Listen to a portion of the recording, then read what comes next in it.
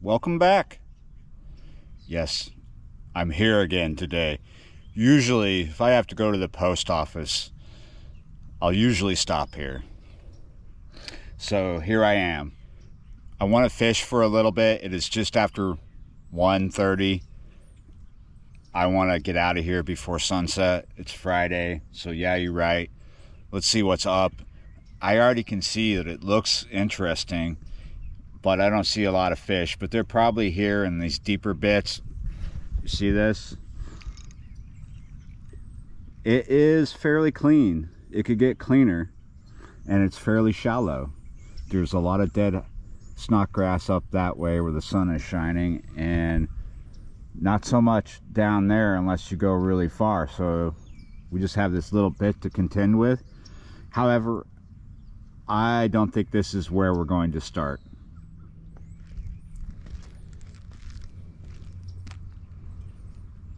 There's a bit right here, but it's not grass.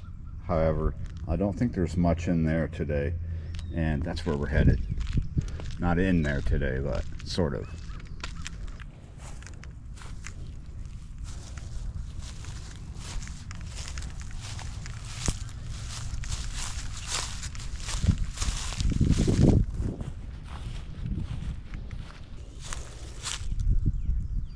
Crappie slider by Charlie Brewer. I haven't really had any luck with it yet. I want to try to see. I mean, I'm not going to give up on it quite yet, but I want to see if I can catch with it. It's a 132 ounce jig head. It's got all the colors I need for right here. I'm going to go with the avocado chartreuse because it's darker down there, but if I was fishing out there where it's cleaner, I might go with something a little different. The avocado chartreuse is great for darker conditions, dirtier water or less light. So if the clouds park over the sun, maybe that would be good out there, but definitely not out of the question for down there.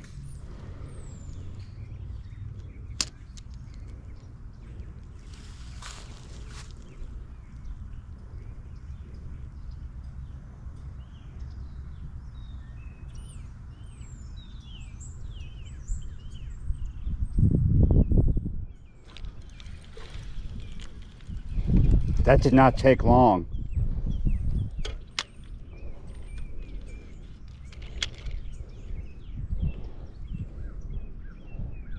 Look at that. Yeah, you're right. That's actually the second bite. So yeah, okay. I don't have to give up on this bait. Maybe it worked because of the colors. Maybe it worked because there was a crappie nibble on it.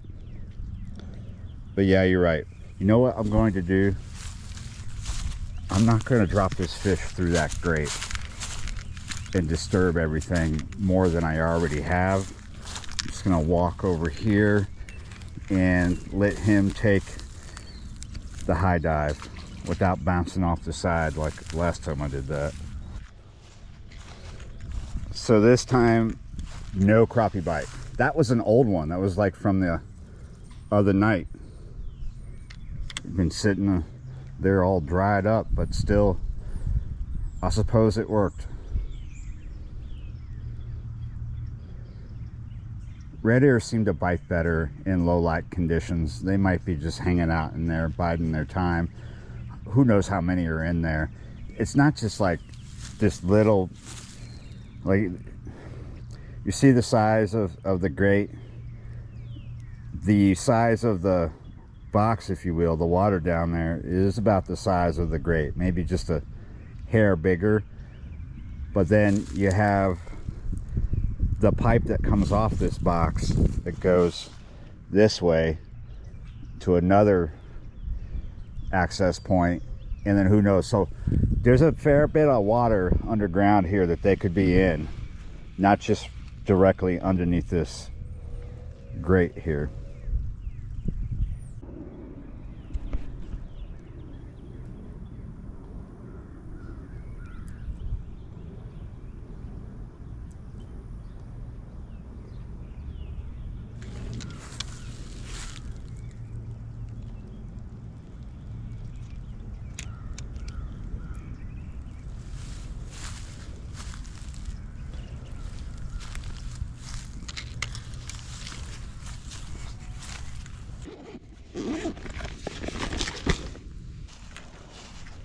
Let's see what a little bit of worm will do.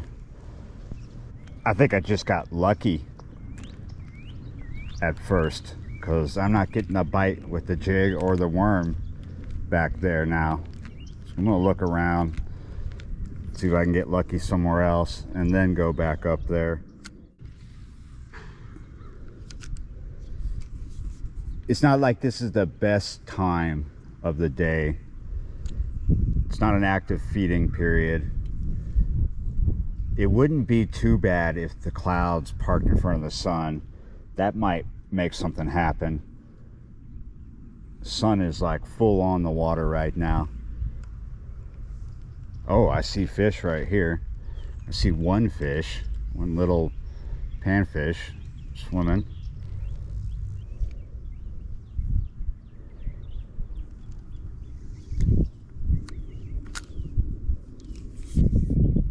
So I saw one fish right in here and he moved out, and then I saw some more.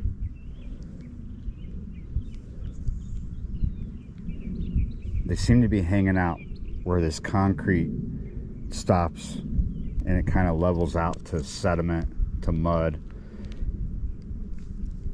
It's the deeper part where I can't see anymore. I can see the bottom, and then we get to that and I can't see. There's like a shadow there. Right, and those fish seem to be right up in that shadow. If they come up in the column, they're visible to me, but then when they descend again, they disappear. So I can walk by here thinking there's nothing there, but they are. They're just a little bit out of my sight. They're blended in with the bottom, with that shadow, and they don't seem to be feeding. Finding fish in the middle of the day, especially when the sun's out like this, can be difficult. Difficult if you're almost featureless, because they want to be somewhere where they can hang out and feel safe. They're going to be up around structure, underneath vegetation, and there's not much of that right in here. But the darker bits are going to hide them.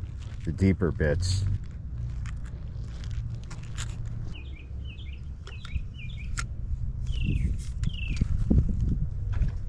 Oh, what was that?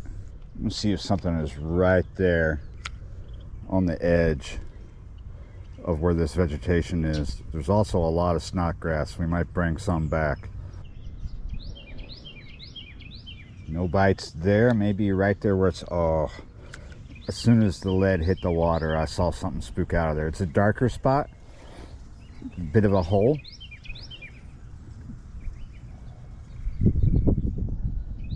It's like right on the, kind of around the edge of that mass of dead snodgrass floating there. Could have something hiding there looking to ambush something. Could have panfish just holding there. I think there was something, but it spooked out of there. Let's go just ahead of that floating snodgrass, right in there, just kind of in front of where the cut grass is. The wind is going to slowly push that snodgrass towards my line.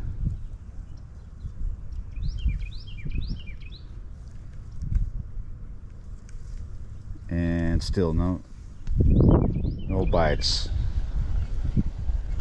but lots of snodgrass coming back. Looks like this video is the result of me being at a spot for no more than 30 minutes, because I've been here now for exactly 30 minutes. Got here just a little after 1:30. Well, I started like the video a little after 1:30. I looked at the phone and then I started the video, and now it's a little after 2. So 30 minutes. Yeah, you're right. It looks like I just found that one reaction strike, which is kind of what you're looking for. Sometimes with panfish, at any time of the day, you can get them to hit a worm, but that's just not happening at this spot today for whatever reason. But I got lucky with that red ear on the jig. So yeah, I am going to take off because time is ticking and I want to do other things. That might mean another video. That might mean I'm going home and baking bread before Shabbos starts. But yeah, you're right. Thanks for watching, and I will see you next time.